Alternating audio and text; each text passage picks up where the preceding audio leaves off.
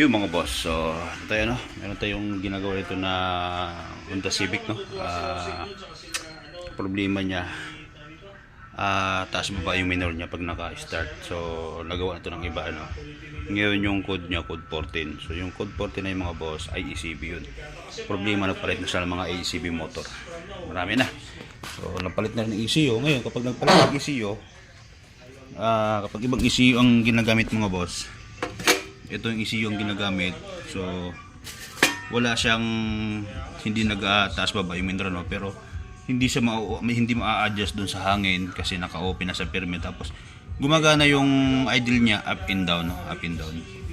So ito yung stock na ECU. Ayan yung stock. Tapos ito yung kay sir na pinahiram sa kanya ng tropa niya. Kapag ang problema pala ito mga boss, yun lang yung taas baba yung minor niya. So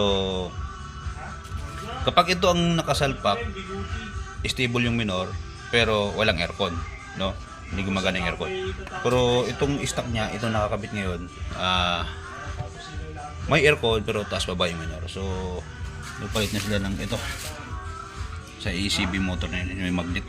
So ngayon, update ko kayo mamaya, titingnan ko muna kasi ito yung problema niya. Ayan mga boss, ayan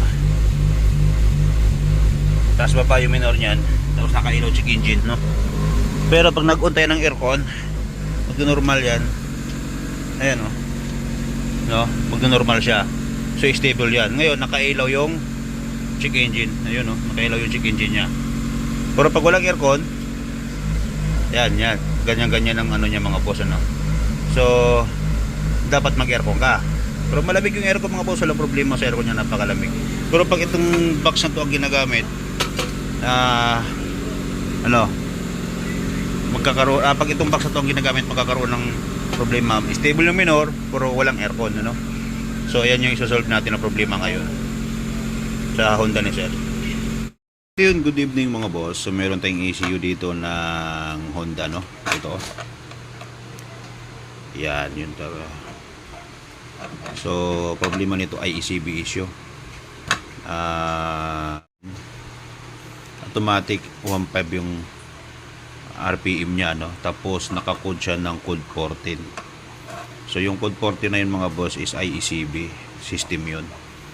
Ngayon pag nagbukas ka ng aircon, magno-normal siya. So nagiging baliktad, ginalaw na nila yung IECB.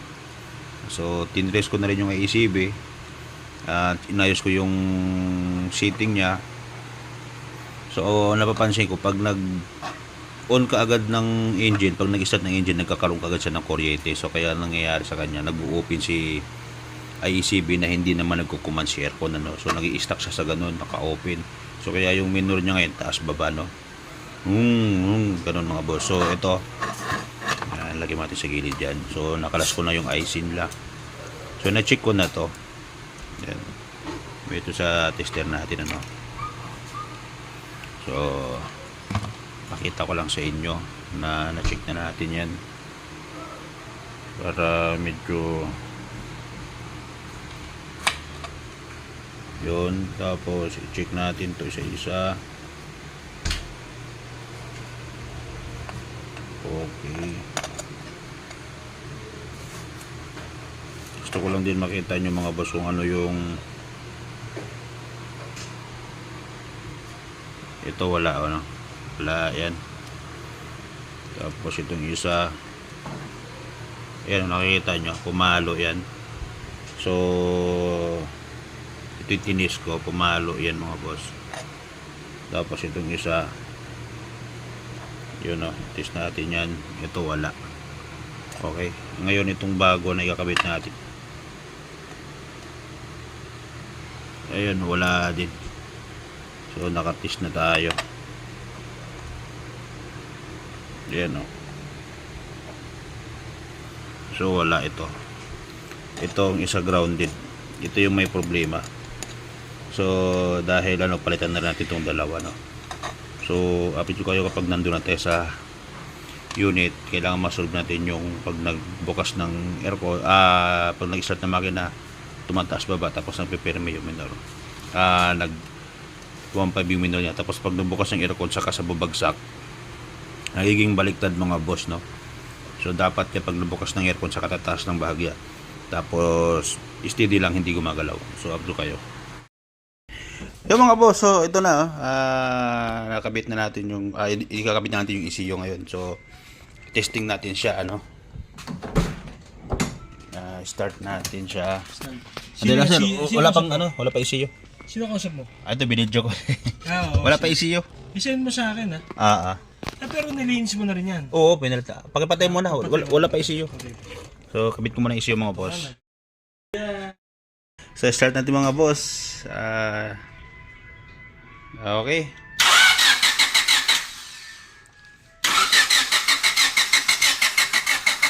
Kaya lang medyo tagal kasi yun sa start. Okay. May check engine. Ayan. Stable na yung minor mo Stable na yung minor.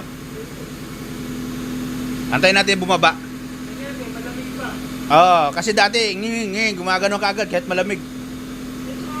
Namatay na yung check engine. Namatay na? Di ba pagka-click, pagka-click kasi niyan, namamatay. Oo. Tapos pagka i-pre-starting, nag-open ulit. Oo. Ito, totally nawala. Nawala na, ano? Wala na. So, antayin natin mag-cool down ng konti, tapos Cool down. bukasin ng aircon. Nakataas yan. Yan yung normal niya. Nakataas talaga kasi bagong bukas. Antayin natin na mag-cool down. Tapos saka, oo. Ayan, natural lang yan. Minsan talagang pumipilok no? Kasi siguro dahil sa tagal na ano yung gas. Pwede rin doon yun Sige, aircon. Hindi na nag-ano Yes. Balik na sa original mga boss. Ayan Ayan na. So magamit na ni Sir ngayon yung sasakyan niya na matagal na hindi nakaandar. So nasolve na natin Dati taas baba yung minor nito. Pag nagbukas ka pala kagad ng makina, tapos bumababa siya kapag naka-aircon. Pero ito nagiging baliktad dati, pero ngayon okay na siya, balik na sa dati. Balik na sa original na connection niya.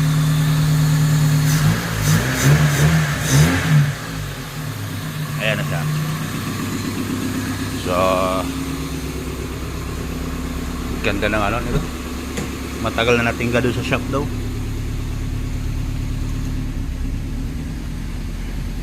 Ayan, aircon. So, okay, ayan na. So, solve natin problema ni Sir. Ito sa Honda niya. Ay ECB problem. So, napalitan ng ECB, ganun pa rin. Tinuno natin, tapos palit tayo ng IECB IC doon sa ECU. Solve na problema niya. Nawala na yung indicator palagi doon sa dashboard na check engine na meron siyang code 14. So, yun lang. Thank you.